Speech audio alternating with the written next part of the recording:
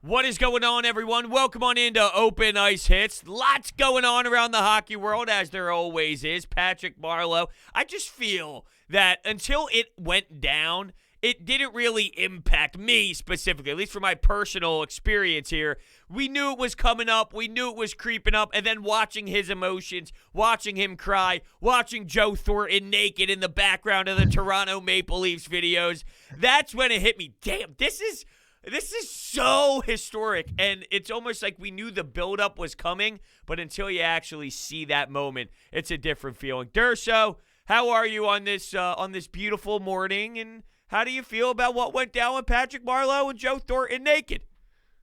I don't know how to feel about Joe Thornton, but I mean, it was fun. It was really funny. By the way, if no one saw that before we go into this conversation. Yeah. The Maple Leafs put out a video, Austin Matthews, Mitch Marner congratulating him. Joe Thornton's in the background in the locker room naked. So, I'm not just some weirdo going off on a Joe Thornton naked tandem. I think I've said Joe Thornton naked way too many times so far to start off this show. I mean, it was a censored video, too, so let's not go out. Let's get out of hand here, or whatever. But, look, Jumbo Joe's a beauty, and we all know that. And obviously the connection that Marleau made with Austin Matthews and Mitch Marner, and the fact that they were essentially two extra kids for him, then he's already got a big family as it is, but two extra kids for him, that tells you all you need to know. I mean, I'm kind of with you. It doesn't really hit you until you're watching it in the moment, like how many games he's played. I think the significance of it is just the fact that it's a record that, anytime you put a certain name to a record and you see that it's possibly going to be broken, this is Gordie Howe we're talking about, and Gordie Howe played until he was 52 years old, and it just that's that almost seems unrealistic these days. And Marleau's been playing for that long, from the time when he was drafted to the time when he to the current day. And think about all the changes the game goes through. You think about all the changes that he goes through going to different teams, and it's like, it's an impressive achievement, and it's incredible that we get to see it. And I believe the Sharks broadcast said something during that game where it's like, if anybody comes close to this down the line, definitely the guys who are at the age of the broadcasters that are doing the game is like, they probably won't be around to see it. You got to wonder if we'll even be around to see it. No, you're right. I watched who's the next person, Yeah, who's the next one? That's a great point. And it made me think of, and I know we've been down this road before, but it just makes me think about all these other stats right now, or records that you think are never going to be broken, and then you think about the Wayne Gretzky goal one with Alex Ovechkin. Is that what's coming up next? But during that broadcast, it mentioned how many games he's played in a row. 899 consecutive games. His last game missed April 7th, 2009. The last time he missed a game, we were still rooting for the Phillies for a World Series championship. That's where we were with our Philadelphia sports fandom. Yet that was the last time he missed a game. It's just ridiculous. And then you go through the stats and all, and I'm looking through his seasons with San Jose. And just because it's been so long, you forget he puts up 40-plus goals in season. I mean, he was just unbelievable. Now he's your 10, 15 type of goal scorer. Maybe got 20 over the last couple of seasons and all, but it just puts it in perspective when you date back to the earlier prime years in San Jose. 30-plus goals, 40-plus goals. Just ridiculous, man. Ridiculous.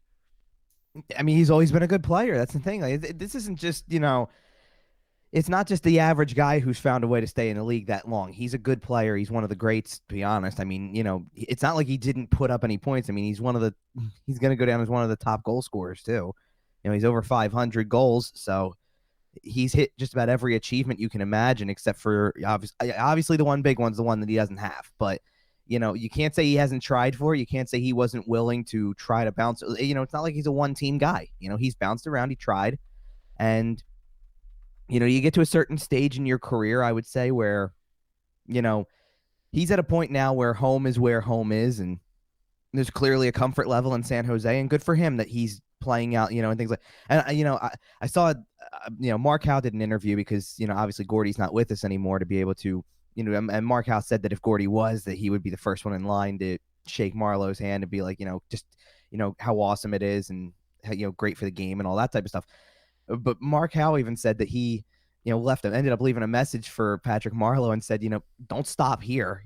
Don't just, you're not just breaking the record, keep going until they tell you don't anymore, until they kick you out. Did you see him crying? And he was asked about what keeps you, where's your drive coming to the rink every day? And he was bawling his eyes out after the game with the post-game interview, just saying, I love it. And he couldn't stop his emotions. His eyes were red.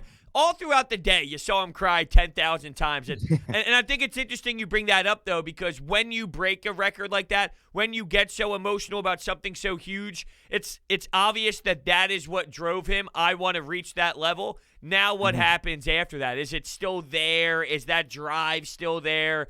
What is left? Because, winning the Stanley Cup in San Jose, while it seems great in theory, are they built to do that right now? I know Erik Karlsson said he didn't sign that contract to be a rebuilding team, but when you look at them right now, it's not like they're in that position.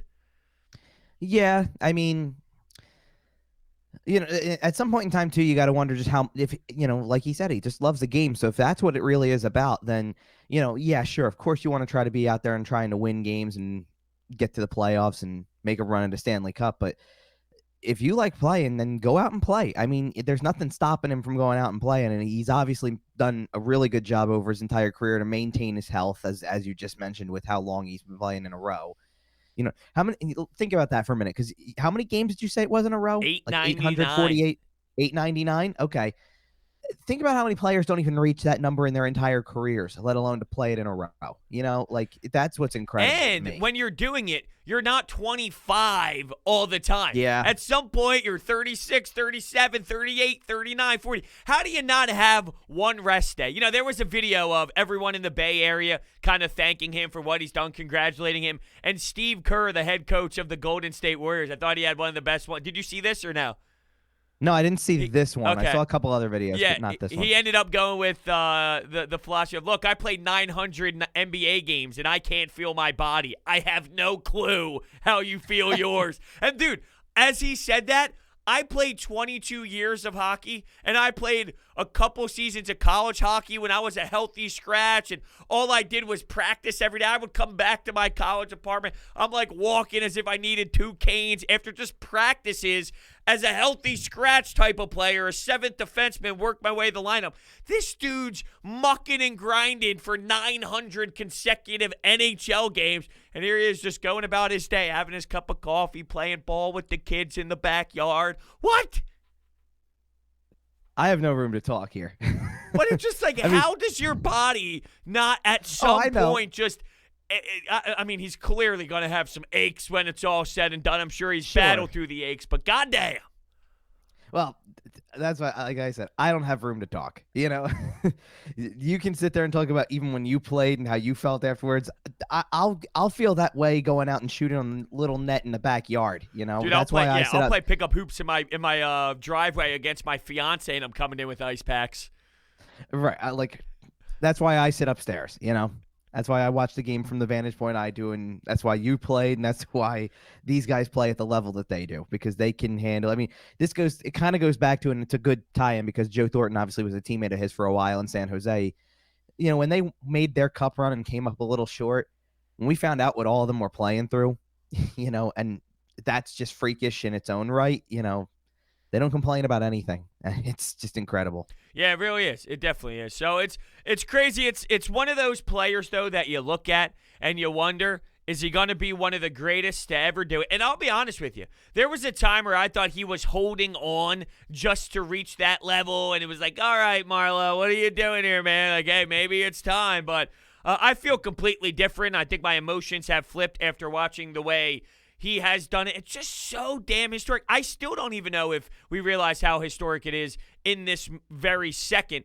But I wonder, is he going to go down as one of the greatest to ever play this game without lifting that Lord Stanley? And it's so damaging to see because it's probably a reality, and you always want to see players like this be able to hoist it. And we talk about his feelings right now just playing the game. Imagine the feeling of him hoisting the Stanley Cup. This was just to break a record of games played. Imagine that feeling for that man. I'm sure the cup would be filled with his tears. I mean, well, and I guess this is the thought when he went to Toronto for a few years, and it's like, if he goes to Toronto like he did and wins a cup in that time, and it's just as big for the city as it is for himself and things like that, you'd probably be having something that I don't know if it would be on the exact same scale, but it would be like another Ray Bourque moment. Like, here's a guy who's waited forever for that, a team that's waited, or that has guys that understand the magnitude of his presence, because for everybody else that's there, and Joe Thornton wasn't there during Marleau's years. They kind of flip-flopped over time. Take your Austin Matthews, take Mitch Marner, and look at those guys and how young they are and go, the moment would be big for them, but it wouldn't compare to how it would feel for Marleau. The same way it wouldn't compare to how it would feel for a John Tavares or, now Joe Thornton being there or anybody like that who's been around the block a while and really, really played hard to get this and have to go through all the years of struggle. I mean, Matthews hasn't been in the league that long to kind of have to go through that long of a struggle to get toward, when you get toward the end of your career and you realize that that's basically what you're playing for, but it's a fair question, obviously. And it's the hardest trophy in sports to win. It takes the most out of you. The playoffs are another animal compared to regular season play.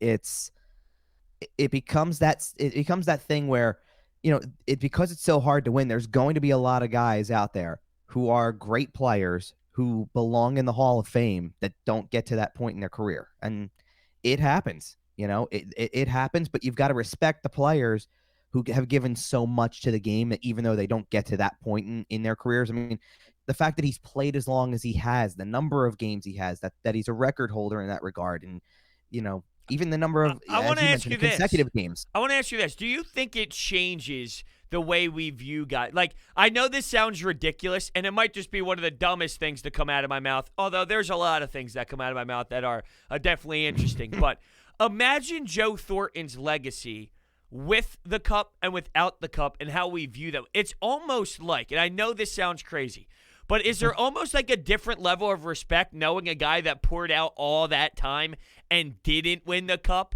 Like, Patrick Marleaue not winning the cup with all these games played, I think tells a different story than him winning the cup with all those games played. And maybe it's as simple as it just shows you how hard it is to win, and it makes that moment that much more important to other guys who do eventually hoist the cup. But I just feel if you talk about Marleau, if you talk about Joe Thornton now without the cup and their career, it's like the respect level of like, damn, all that hard work, all that motivation, all that determination not to win it compared to a guy who finds a way to do it. Is there something to that story? I think there would be more to it if they never got a shot. Like, if they didn't have some successful years where they're at least in contention. Like, if you played for a team, if Marleau played for San Jose in the here and now his entire career, we wouldn't be looking at it this way, I don't think. Like, that's just a lot of games played for the same team that hasn't gone anywhere. But he has played in a cup final, and he has been on playoff runs that have come up short.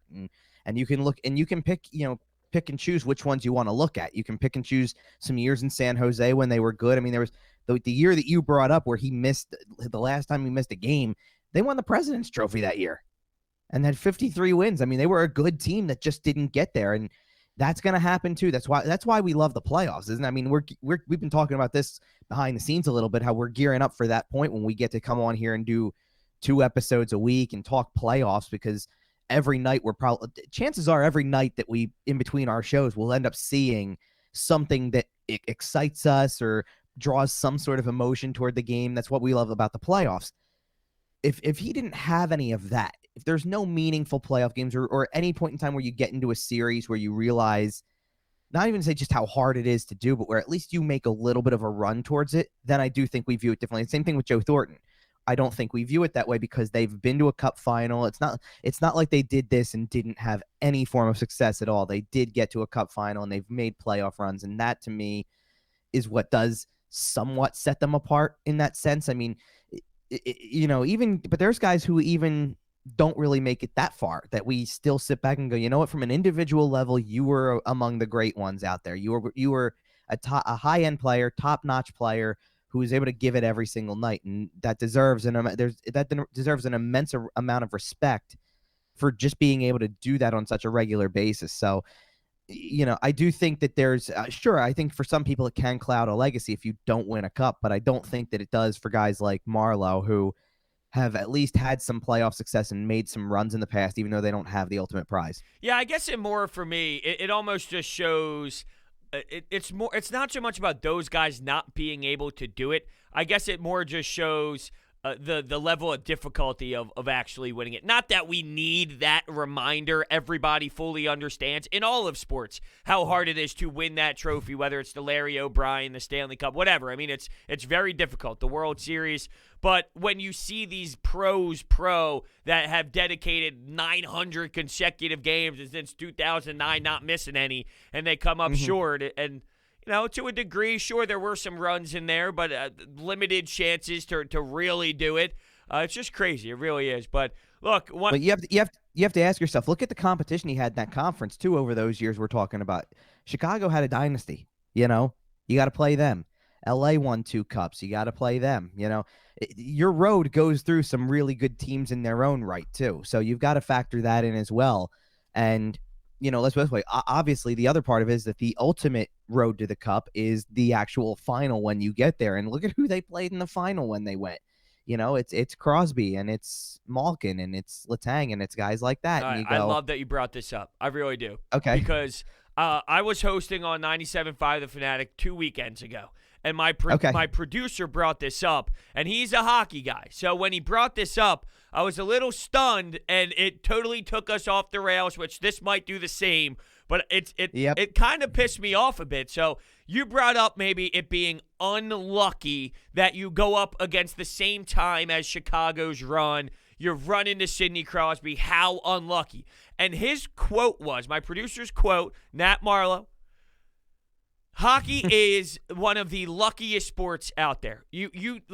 And the way the puck bounces, the way this and that, and he brought up because this happened right when Grimaldi scored 5 goals or something in a game against Nashville scored 5 goals in the first period. Grimaldi went off, and maybe it was him specifically that had 5 goals. I forget what it was, but he brought up. No, Grimaldi had like a hat trick in a game or something like that. It was something outrageous, and he's not the type of guy who typically does. I get that. So he said that was luck that happened. I say, you're just diminishing the player, though. Like, you're devaluing the player. You're devaluing all of this by saying, well, it's just luck that he did that. He didn't do anything to actually make that happen. So when you talk about the luck involved in, well, it was bad luck running up against this team, bad luck running up against how great the Western Conference was that time, to me, I feel like that diminishes maybe the Chicago Blackhawks and their journey. Well, no, it's not bad luck. I mean, that just diminishes the Chicago Blackhawks. What is your take on that? Because I think to say hockey, he claims it's out of the 4 sports, it's the most luck-based. But like, that's diminishing the skill set of these players and what they do. Sure, there could be a hop where the puck hits the ice and all, but to act as if that's a fat percentage of what's actually happened in 60 minutes out there on the ice, that's unfair to the athletes out there. And I kind of relate it to the unluckiness of, well, you ran into Crosby. I don't think that's unlucky. I think that's just the power of these great players in the league. I hope I'm explaining this the right way. No, you are. So, all right. So I'll address it in 2 ways for you. First of all, that what you just said is exactly what I meant by bringing those teams up. To me, that's not about being unlucky that you run into them. It's just, I'm trying to say, look at the level of competition around the league. The league gets better. So for him to compete with those guys is impressive. While at the same time, you're going, why didn't he win a cup? Because there's a lot of great players in the league who do. And if you go up against, Sidney Crosby's won 3 cups. The Blackhawks won 3 cups. LA won 2 during that time. That's not me saying, oh, that's just unlucky he faced them. That's me saying you're going against the best. Right. I mean, would you want to face Crosby to win a cup and say you're the best because you faced the best in the league? Sure you would. And that was kind of before McDavid really announced his presence at the top of the list. So that was still Crosby at his peak and all that type of, not to say Crosby's not at his peak now, by the way, but he very much so is. But that's not unlucky. That's just skill on skill and may the best man win, the best team win, all that type of stuff. There's certainly in this game is an element of luck to it, and you can't deny that. But the whole game's not based on lucky bounces. But that's I mean, any sport, though. Imagine playing baseball and a bad hop hits the grass and goes over your glove. That's any sport. Football, it hits off someone's hands, and then it ends up deflecting off his hands and going into another wide receiver's hands who takes it to the touchdown or takes it to the end zone. It could happen in any sport. So, funny thing, like when you just brought up baseball, too, because my thought was not the bad hop thing, but it's like, what's the luck of the draw? You're playing in a stadium where it's a little bit shorter dimensions. You're playing on a day when the weather's hotter in a different spot. So you get that home run because, it makes it 2 feet out of the ballpark, right? It makes it 2 feet to the seats because it carried a little extra for you. Is that not an element of luck as well, to an extent where you go, that day it happened to, on that day it's a home run. It's like some of the Phillies early games this year where it was the wind's blowing the wrong way. So you go, oh, that's a home run any day, but not that day because of the weather. Like, you don't control the weather. That's the element of luck involved there, where it's either it happens at the right time or it doesn't. But what do we say? Like, and you know this because you played. What do we say about luck in hockey? You create your bounces, right? So it's the effort that goes into it that makes the luck to an extent. So it's not all luck based, but it's an element of the game. But you create that to an extent. Yeah, you do. You got me fired up. I'm thinking about just going to the net hard, getting a greasy goal that pops up into the slot. That doesn't happen if you're being lazy, right? You got to get to the blue paint. Get to the dirty areas. I'm fired up, dude. I'm ready to run through a brick wall right now after that. You create your own bounces. You should be a coach. What? Well, I can see you like Laviolette flipping some tables. Oh, you want me to go Lavy on? I don't know. I don't see you as a Lavy. I see you as you're definitely more laid back. You're like, hey boys, let's go out here and work hard tonight. And then you haven't hung out with me during a game. That's right. You told me that you hold things in your hand so you don't throw objects, correct? Isn't that you have to hold things? So No, I didn't say that. I didn't say I do that so I don't throw objects. Well, what happened? Why do you hold stuff in your hand? So you don't punch the TV? No. What? Because I have my way of getting into the game. Well, unfortunately, and I wasn't talking about what I do. I'm saying you haven't seen me during a game to see how I may talk during a game, especially, watching it from the press box sometimes. I've told you this before. It's one of the things I go on the radio and say too sometimes is the thing I'm a fan of is fundamental hockey. And I'd like to think that from the amount of games I've watched, whether I sit in the living room and watch 5 games a night or whether I go and watch one in person, that I understand what the fundamentals of the game are, to know that. If I'm not watching it, I'm just as frustrated as a coach would be. Believe me. Well, then guess what? You're having a terrible year of fundamental hockey watching. Yeah, I've seen some real gems. You're right. Yeah, I feel bad for you because when I'm watching them play, when the Flyers are playing the Capitals on a Saturday night, Sunday morning, look, it takes me a lot. Seriously, I mean, you know what I do. I break down every game, all the teams. It takes me a lot to just check out. For the first time all year, which is saying a lot, for the first time all year, this past game, I didn't even put it on the TV. Normally, if they're a disaster, Wade Allison's playing for the Flyers, it's on, and it's just background noise. I'm not studying the game like I do in other times, but it's at least on. I went full out. I'm not even putting you on. So that's where I'm at. Yet you got to travel to the barn every night and still watch that trash. God bless you. Look, this kind of goes back to the Marleau thing a little bit. I love how we're tying this into that now. Like, there's a way to tie this in. If you love the game enough, going into a building to watch a live game is still an exciting feeling. And don't get me wrong, like, at the end of the day, like we just mentioned Ovechkin and talking about records that we didn't think would be broken or challenged or whatever, because Ovechkin's clearly challenging this one. It just depends on how long he decides to play, like we've talked about.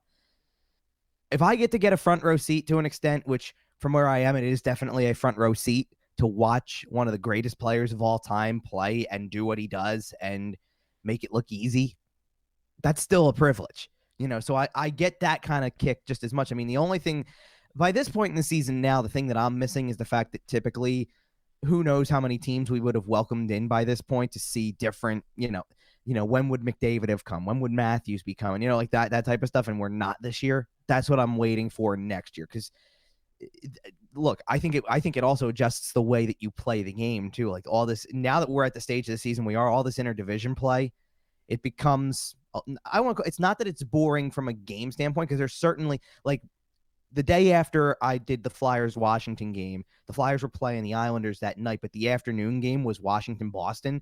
That was a good one. That's a good game with some good energy to it, physicality to it. You can tell they hate each other, and it's great. It's like setting the stage for the playoffs. Going to see the Flyers play the Islanders again for the 8th time, or going to see them play, they got 4 in a row against New Jersey coming up. It's like, that's not going to exactly get you fired up, But if you get one of those like near rivalry games, like the ones who are in the playoffs, like a good one, I just saw it tweeted out because I think on Tuesday night there's a Islanders-Rangers game, and the Rangers are still kind of hanging in there in the playoff race a little bit. It's like, yeah, that's a huge one. And the Islanders have kind of struggled lately in their own way. I mean, they've won, but they haven't done it so convincingly. Right. So it's like this is kind of a big, especially for where they are in the division too, because Washington's going, Boston's kind of coming up and making a little bit of a run. Obviously. You've got Washington. Like I said, Washington that is in that mix, and you've got everybody else. Pittsburgh's still in the mix too, but the Islanders kind of have gone back and forth between being the top and being third, and you go, all right, this is big for them too. So that's one you kind of get amped up for a little bit, but not these. You're not going to get amped up for teams that are not in the playoff race. Nope. Playing each other multiple times at the end of the year. No. But Tampa Bay and Carolina sure had some fun last night. Yeah. Did you see that hit though? Woo! What did you think of that over the? I actually thought for what it was, I could see you going to look at some of the highlights here because it was a hell of a hit. Now, I think you can find it all over the place. Killorn with a phenomenal hit over the middle, and we talk about Scott Stevens' era not being a thing anymore. Those old-fashioned hits. Now that I will say. That was a good hit. Like, that is a way to do it clean in 2021. And then, of all people, I felt bad for Gardner, who dropped the mitts to try and go after him. He even got pummeled after that. It looked like Killorn was just in like an adrenaline rush mode, just feeding punches, giving the crowd a couple of those, like, raises up to the crowd to get everyone going. That got me fired up. You talked about creating your own chances earlier. That hit was beautiful. Now that I'm all in for. Here's what sucks, though, about it, even though I understand what happens. It was such you get penalized for throwing such clean hit, and that was always part of it. If Scott Stevens rocked you, punches are coming your way, but that was clean. It was a good hit. The guy gets hurt. It's unfortunate you get hurt from it, but it's like you do something the right way, and then you got to pay the price and drop the mitts for it. You know what I mean? Okay, so... Yes, I was looking it up really quickly just to take another look at it. There's absolutely nothing wrong with the hit, and I actually appreciate the aftermath of it because, okay, I caught some of the highlights of the Boston-Washington game on Sunday too, and here's something that I have a big problem with when it comes to players' responses to things. Even if it's a clean hit, if you want to go, actually commit to going. And what I mean by that is that there's guys who don't even drop the gloves anymore. They drop their stick and then keep the gloves on and start trying to fire away, and it turns into more of a couple stinky gloves. Well, not even that. It turns into more of a wrestling match, and you don't have guys actually really trying to throw them. And it's like, well, do you want to or not? And obviously this drew enough of a response. Like here's a good example would be, it was the Corrali play. So Corrali gets hit, and Wilson kind of tries to line him up. He's already falling, so it ends up looking like the elbow hits the head, but he's off balance. So it's not a bad hit in reality. He's falling over. It's unfortunate that that's the angle that it happened at. But you got, Tenorti's looking at him like, I want you right now. And Wilson's throwing his hands up in the air, but nobody's got a glove off. I mean, I think Tenorti had one off, and it's like, are you in or are you not? Like, honestly, I think that the officials jump in and stop these things for that reason, because no one commits to dropping the gloves specifically. And that's not me advocating that it needs to be a fight club league or anything like that. But what I'm saying is that if that's what you want to do in that moment, you don't like what happened, then fully commit to it right away instead of this, one glove comes off or both. You just drop the stick and you start there, and then you try to make it progress to that next level. There was no question about what, Killorn knew it was coming, and Gardner went into it, and they dropped the gloves, and that's why they get to actually have a fight there instead of you waiting it out. Yeah, I loved it. I thought that was great. When you see clips like that, it's just amazing. That's a good way. If people talk about, there's no physicality anymore, there's no this. It's definitely limited. Don't get me wrong. It's not as powerful as it used to be.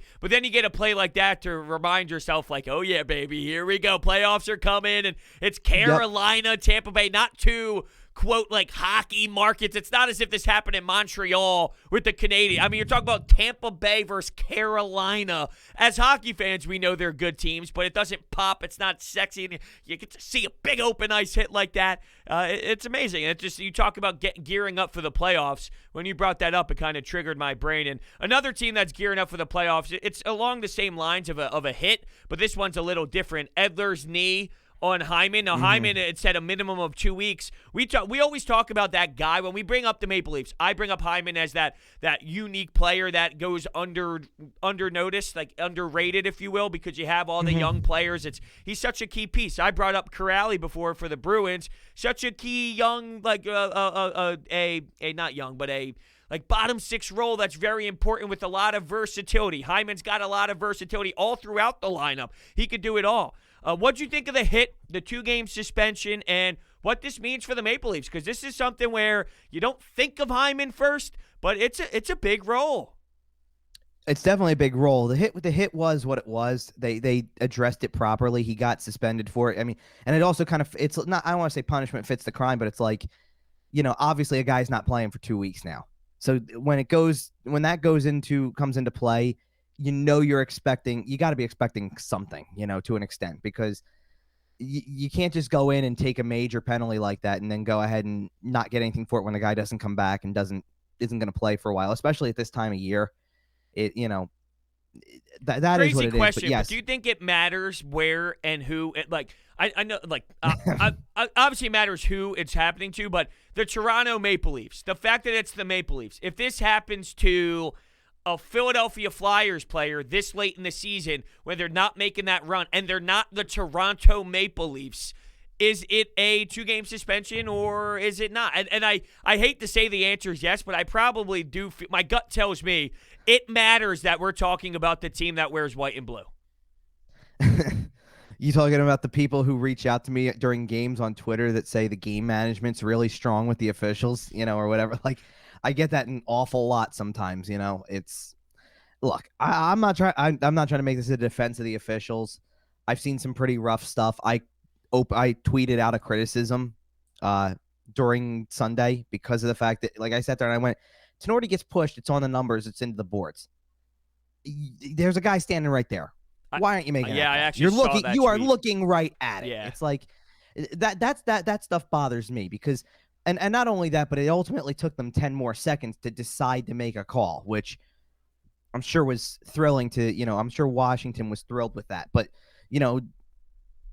I had this conversation because one of the buddies I was out with last night is a Bruins fan. And I turned around and I even said, there's guys who, after a while, and Tenorti included, by the way, during this game, where you go, are you interested in playing hockey or are you interested in going after somebody? Because Hathaway was all over the place with that type of stuff. And Tenorti was kind of in the middle of it. And I felt that way about Wilson before. And you go, where's your mind at for this game? Are you going to play hockey or are you going to just go out and try to take somebody's head off? Where's your mind at? And that's why after a certain point, I believe they said when Hathaway got kicked out of that game after that hit, that was his 3rd penalty of the day. It's like, so are you interested in just going making a parade to the penalty box or are you going to play hockey? Yeah. So after a certain point, especially if that was his 3rd penalty of the day, 3 strikes, not to make it a baseball reference, but 3 strikes. That's 3 strikes and you're out. Man, that's no joke. To get 3 penalties and that's not a, look, sometimes there's a player that's a little bit lazy on the stick that night that might get 2 trips and one's in the D zone or one's in the offensive zone and go, oh, come on, dude, how far away are you from your net? Like, sometimes you get those tripping calls, but if you're getting 3 penalties and you're being ruthless and reckless out there, it's a totally different vibe. I mean, that's hard to do. Yeah, it's, Now, that's why I say it the way I do. Yeah. You know what's funny, though, that cracks me up, even though it's irrelevant? The player safety videos, when they break it down, like, here's Alex Ovechkin. Like, when they give you, like, this is why they gave it a 2-game suspension, I just think it is so, like, I don't know, foolish or corny, maybe. Corny's the word I'm looking for when they break it down. It's just Brendan Shanahan still do it. It's been so long since I even watched some of them. No, I don't think it's Shanahan anymore. Okay. You know what I'm talking about, though? Like, Shanahan doesn't work for player safety anymore. Oh, yeah, that's right. I did know that. But So- he's the one that so comes to for a little mind while- when I think about it. I know when it started. Who's the George, the big dude, the goon? Oh, George is LaRock is what you're thinking of, yeah. Is he this? Who still does it now? Who's the head of player safety? I think Matthew Schneider has a role too. Let's see. If I'm not mistaken, NHL Matthew player Schneider has safety. a role. I'm looking it up. Okay, then I'll address your comment while you do that. Yeah. By the way, because it's it will make it better. George Peros. George Peros. Yeah, Okay, there you go. Yeah. So Yes. I knew it. Dude, this guy, holy shit. I'm looking at these pictures with the muzzy and the flow. I mean, obviously I remember it being a goon, but my Lord, talk about some good facial flow, the muzzy. Dude, this used to be hockey, though. Like, this guy used to be just a big dude who just threw punches. The game has changed so much. So much. It has. I'm in between here. I'm looking because I wanted to look up. I'm like, what does Matthew? Oh, Matthew Schneider is working with the Players Association. That's right. Okay. I'm going. I don't know why I thought he was in player safety for some reason. But isn't it funny that the guy who was a goon is now in player safety? Like that yeah, pisses everybody I hear off. you there. Well, so here's the thing about that. By the way, I would feel better if they made videos with consistency to the regard of what they give any punishment for, and I'd include fines in that. Like, I'm not saying they should be making 20,000 videos, by the way. That's not what I'm trying to get at, but it's like their level of inconsistency with what's a suspension and what isn't. It just meets up with so they make a video every time they're going to suspend somebody is the point I'm making. Like, it's like, okay, but what about that? Like, you could be educating a lot of people with a video on what warranted a fine for the maximum allowable amount. McDavid's elbow, for instance. Right. So, okay, show that too and give an explanation of why you came to that decision just as much. And that's not me saying, like I said, and I remember we went back a few episodes. I said I would have given him a game for that. You disagreed with me. That's the best part of this show, is that we don't have to be on the same page with everything that we talk about. But at the same time, give an explanation, a better explanation than just, hey, here's the fine. Yeah. You know what I mean? Like, okay, here's the fine. Great. That's why I call that the slap on the wrist. Like, I sit there and I go, that's all that was, because we don't even know why they came to that decision. Does it have to do with his history? Does it have to do with something else? Like, did you look at the hit in a different way and say, well, it wasn't? Because I still, I see something that, like in McDavid's one, where I go, put somebody else in that position with a history, and you go, that guy's not making it out of that. If Tom Wilson did that, he'd be gone for 10 games. Yeah. Because it looks like a deliberate target of, I'm going to go after a guy and throw an elbow at him, and he has nothing to do with the play. But McDavid doesn't, and it's a $5,000 fine. What's the difference?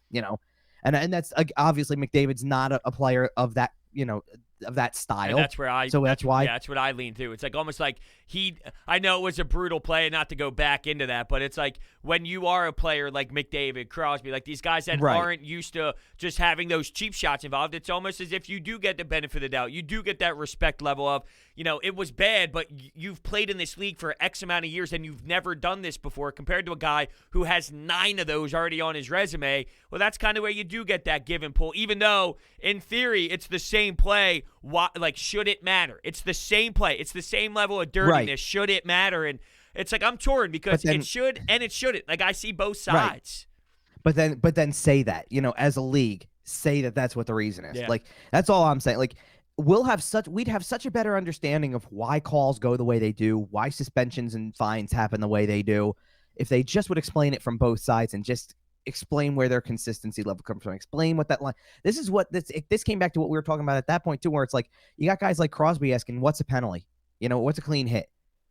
Define it. Give us a guideline here, because if we knew that, then we wouldn't have questions about why somebody doesn't get suspended or why somebody gets a fine or why something isn't a major or whatever. Like, we're sitting here and we question the officials because we go, if we can see where that hit was, Hathaway on Tenorti, it's on the numbers, he's away from the boards, he gets up, he's bleeding. Then why do the rest of us, we go, that's an immediate problem area. That's something that should be not only a major but reviewed. Why do we look at that and go, that we know immediately, but the official on the ice took 10 seconds to call it? Yeah. Why does that have to? And then it requires a review so they don't make the wrong call per se. They review to confirm a major, which, is kind of another cop out in a way, like as if just in case we missed it, let's go back and look at the tape and then make a call. And it's like, and that pisses people off too. That pisses coach. Like Laviolette wasn't having that. Yeah. Oh, yeah. No, I'm with you on that for sure. I'm definitely with you on that. All right. Well, for this last little bit of the show, there's a couple of directions we can go. I'm going to leave it up to you. We got Taylor Hall and his 2 goals so far in Boston. He already matched what he had in Buffalo. We have what happened in Washington and the trade with Mantha and that trade. Jeff Carter to the Pens. I mean, there's a couple different directions we can go here. I'll let you take the ride and kind of see where we go. So where are you going first?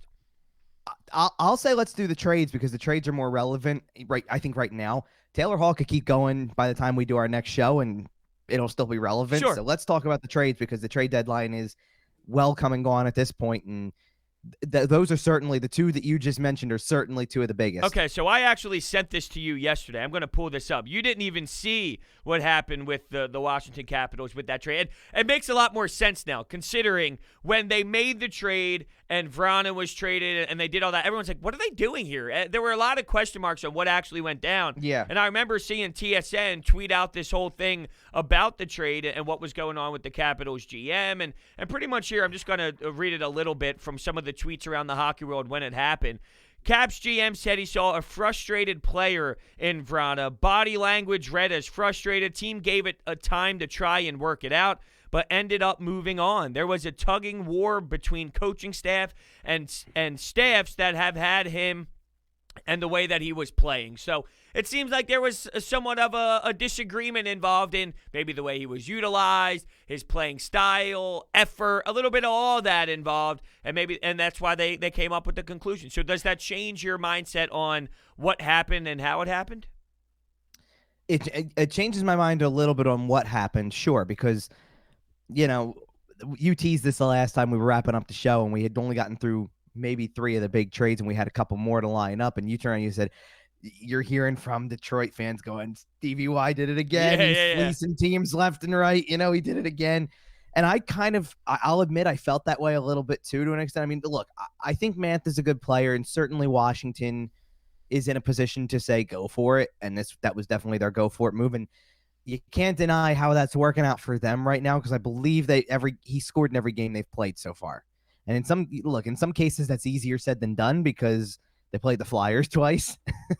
So I can see, let's just say if you couldn't predict that he might have been scoring a goal in his first game on that Tuesday, and then he got an empty netter on Saturday. So that was a little bit, but he is scoring against other teams too. So he is out there producing right away.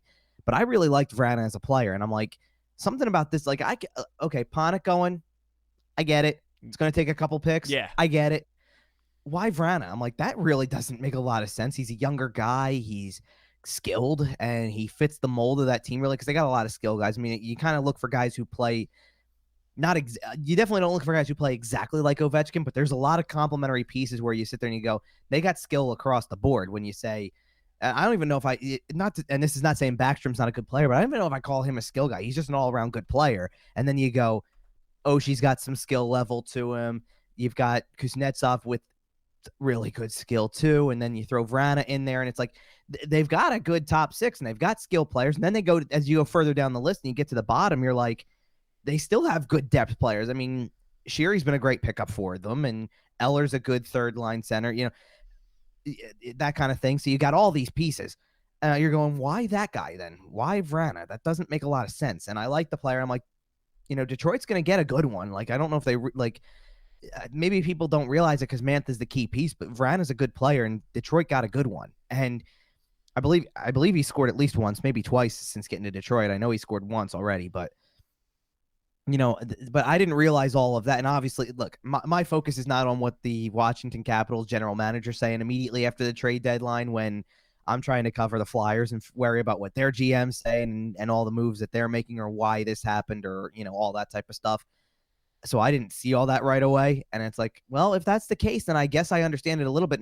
And to an extent, and I texted you this, credit to Washington then. I respect that. If you really felt like something wasn't working out there and you made the call and did it out of a basis of, we gave it time to work out and it didn't seem to work out, so we're moving on. And also, we know what Mantha's contract is, and we don't know what Vrana's next contract's going to look like. So out of that uncertainty, we're moving on before I guess before getting nothing back for him, if he was the piece that Detroit said, sure, we'll give you a player like that, they're going, let's do it. Yeah, You know, I think so too. I respect that. Yeah, and if they're this public about it, I think it's probably maybe even worse behind the scenes almost, where if they're coming out saying like, hey, this is not working, and like you don't see, normally it's like, hey, this is I'm not saying it was brutal, like insanely brutal, but you would go down the lines of like, it just didn't work out, this and that, but it got somewhat, not extremely detailed, but detailed enough that there was dysfunction happening behind the scenes with the two, with the frustration that, normally in hockey, it's like, I respect the player, it just didn't work out here, and we're going to make this trade. But the fact that it's, hey, we didn't like his body language, there was some hostility involved, I think if they're telling you that, it probably leads to maybe it being worse than what was actually led on publicly. So that's just another element of it. Well, there's the lack of what we have too right now, and I'm saying by we, I'm saying the media side too, where if we sat there and said if we were able to go downstairs and be in the room during a Flyers season like this, for example, you go, there's got to be something else we'd be able to take notice of in some way, even if we're not talking to someone and getting actual fed information, because that stuff's still going to happen behind the scenes for certain people who have better connections or whatever. You're going to hear stories, you're going to take that and go off from what you will, but we don't get to go in and see their emotion afterwards. So if something's going on, you probably can get a sense a little bit just from being able to step foot into the room, and we don't right now. So I'm sure that you're absolutely right. I'm sure there's something going on. There was something going on where maybe this is the fresh start, works for both sides kind of thing. That's a great point. No, it really is a great point. And when I was watching the Flyers play the Caps, I heard Keith Jones say something. By the way, we are so blessed to have Keith Jones on our broadcast all the damn time. But it's funny. He ironically brought up, this Capitals team, they're different this year. They were struggling to find a player to fill in Matt Niskanen's role, and they did that in Chara. And wow, look at that. They struggled to fill a role in the past with Matt Niskanen. I just think it's so ironic that he's talking about how they ended up finally finding that role, and while you're watching the disaster of the Flyers. And we could talk about more or less, because we're running out of time right now, but just talking about the Capitals and what they can be. Do they have that completed roster to make that push again? And we could definitely talk about that again as we do more episodes for sure. I'll put that in the back burner. Yeah, closer to playoffs for too, sure. as it really rounds now, out. Yeah. The last one that we haven't touched on that I would like to is Jeff Carter to the Pens and the impact of Jeff Carter. And it's funny, especially in this area, there's a lot of reaction of like, oh, I can't imagine seeing Jeff Carter in a Penguins uniform. And to me, it's like my man spent from 2011 to 2021. People didn't even know if this man was still in the league because he played in L.A. for so damn long. Not because he stinks, but because of where he played. He's been so out of sight, out of mind. I have no ties as a Flyers fan thinking about him in a Penguins. It's been years. So I'm going to say two things about this then, because first of all, I saw a lot of the tour. It's like, he's he's bounced around to so many other teams. Like, he's more of a King than he is a Flyer at this point. Absolutely. You also mentioned, like you said there, that, people forgot he was even in the league playing with LA. How could you forget? He won 2 Stanley Cups that time. Yeah, they're from like non-hockey guys, but I got 3 texts. No, I know, but yeah. He's still in the league? He's been in the league. No, all right, I can understand that response though from like say 17 on, where you're going, well, the Kings run kind of came to an end. And you go, oh, he's still playing, by the way. Like, as the Kings kind of got to that point where they were now talking about second overall draft picks and not, making the playoffs and making cup runs. Sure, I think there was a lot of people that thought, is this the end for Jeff Carter to an extent? So, see, the response that I get was different than from what you get. Then you got, is he still in the league? I got, who knew Hextall would make moves like this? And I turned, and my response was, that's not Hextall, that's Brian Burke. Yeah, that's a good point. I like that's the move. Brian Burke. That's Brian Burke saying, get somebody to go for it now. You're in a play. Every team out there right now, and I believe I've said this on the radio, is, this year is so weird. You're taking your shot. Like, if you're in it, you're taking your shot. I like the idea of it.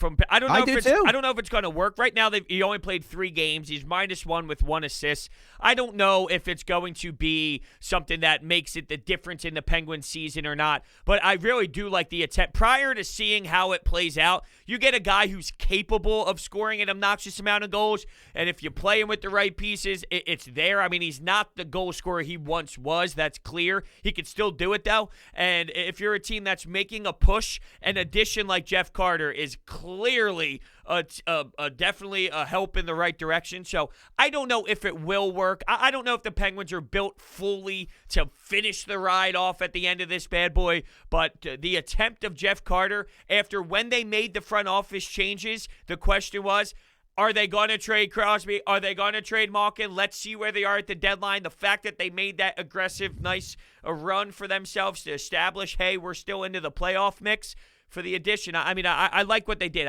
I don't know if that's going to make or break them.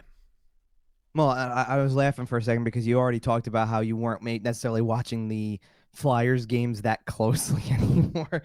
Well, I mean, so I was getting is we watched his first game with the Penguins. He looked good. He played a strong game. He had scoring chances. It's not like this isn't going to work here. You put him next to somehow or other, put him next to one of the top players in the league. Obviously, I don't like. I said somehow as in it doesn't mean he's going to play with them all the time. But if you do at any point, there's always possibilities for that to be a good combination. I mean, put him on a power play and see if something happens there. See if something happens by putting one of the best goal scorers on the peeper. I think it'll work out all right. I'd imagine. Yeah, exactly. Now I don't know if it puts Pittsburgh over the top. I think there's better teams in this division still, despite that. Definitely. And Carter's, since Carter's an older player, that's going to come into play as well. But again, it's Pittsburgh taking their shot in whatever way they think they can. And I know there's a lot of people that didn't think it was going to happen with Carter, that he wasn't going to move for anything, and he did. So, we'll see where it goes. I mean, we'll have these discussions, like you said, we'll have these discussions as the playoffs get closer and start to really talk about who's going to be there and who isn't and what the standings look like. Because there's still, even with whatever we got left, I guess it's 2 to 3 weeks left of regular season depending on, I guess, what division you play in and all that type of stuff, we'll start to get more clarity in the picture and what it looks like and really start to be able to say, oh, this team made a jump because of the stuff they did at the deadline. But it was certainly an eventful one. I mean, and that wasn't even on deadline day. The Jeff Carter one was the night before, technically, so it was crazy. Yeah, no doubt about it. No doubt about it. Well, another phenomenal day, Durso. Another fun session of talking some hockey. So I want to thank everybody for listening, and we'll see you guys again soon.